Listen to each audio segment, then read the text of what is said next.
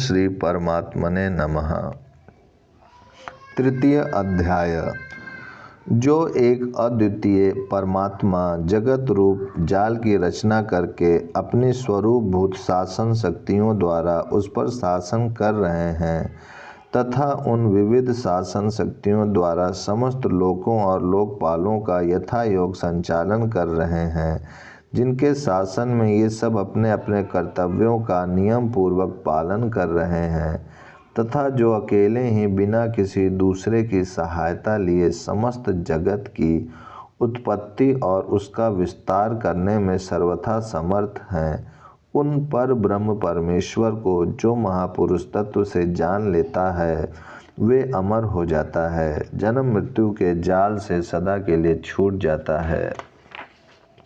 जो अपनी स्वरूपभूत विविध शासन शक्तियों द्वारा इन सब लोकों पर शासन करते हैं, उनका नियम अनुसार संचालन करते हैं, वे परमेश्वर एक ही हैं। अर्थात यद्यपि इस विश्व का नियमन करने वाली शक्तियाँ अनेक हैं, वे सब हैं एक ही परमेश्वर की शक्तियाँ, अलग अलग नहीं हैं। इसी कारण ज्ञानी जनों के जगत के कारण का निश्चय करते समय किसी भी दूसरे तत्व का आश्रय नहीं लिया।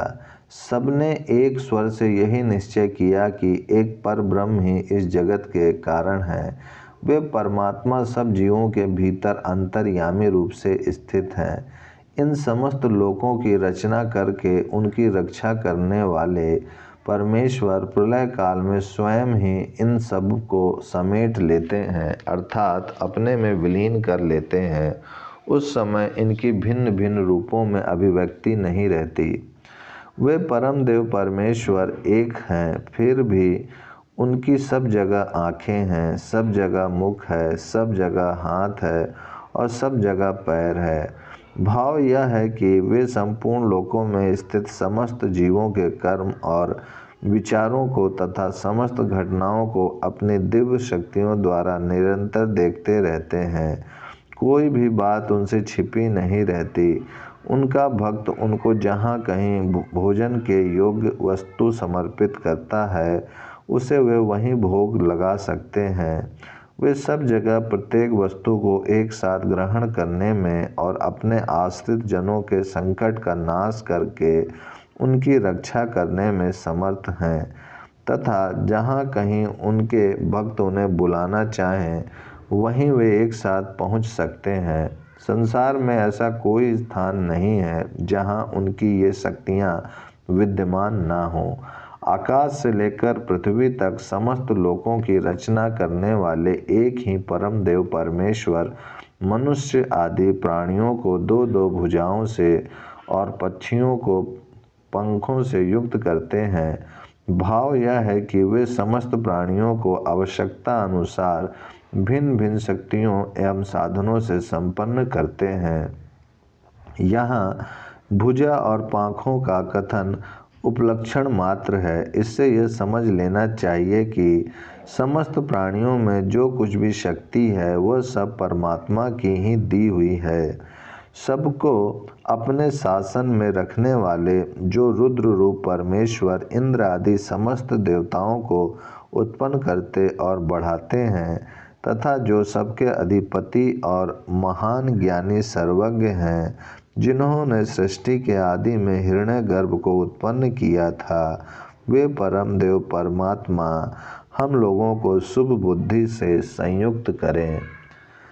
हे रुद्रदेव, आपकी जो भयानकता से शून्य तथा पुण्य कर्मों से प्रकाशित होने वाली कल्याणमयी सौम्य मूर्ति है, जिसका दर्शन करके मनुष्य परम आनंद में मग्न हो जाता है। हे गिरिशांत अर्थात पर्वत पर निवास करते हुए समस्त लोगों को सुख पहुँचाने वाले परमेश्वर, उस परम शांत मूर्ति से ही कृपा करके आप हम लोगों की ओर देखिए।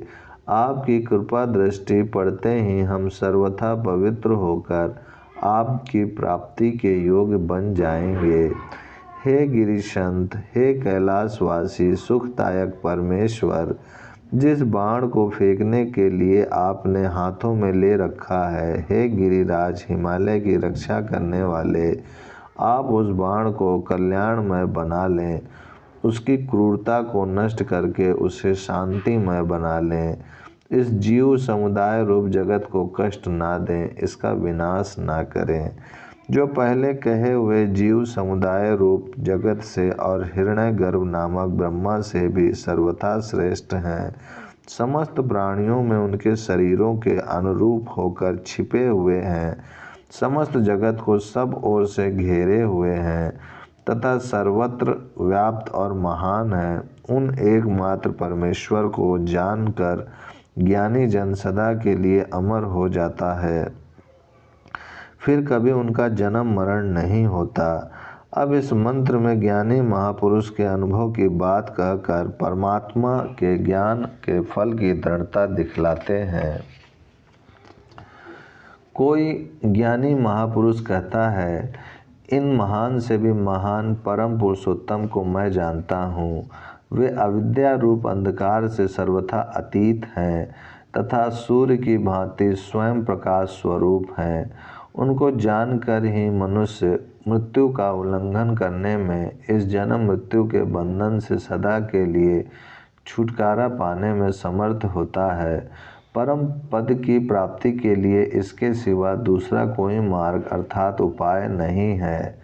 उन परम देव परमेश्वर से श्रेष्ठ दूसरा कुछ भी नहीं है। वे सर्वश्रेष्ठ हैं। जितने भी सूक्ष्म तत्व हैं, उन सब से अधिक सूक्ष्म वे परमेश्वर हैं। उनसे अधिक सूक्ष्म कोई भी नहीं है। इसी से वे छोटे से छोटे जीव के शरीर में प्रविष्ट होकर स्थित हैं। इसी प्रकार जितने भी महान व्यापक तत्व हैं, उन सब से महान अधिक व्यापक वे पर ब्रह्म हैं।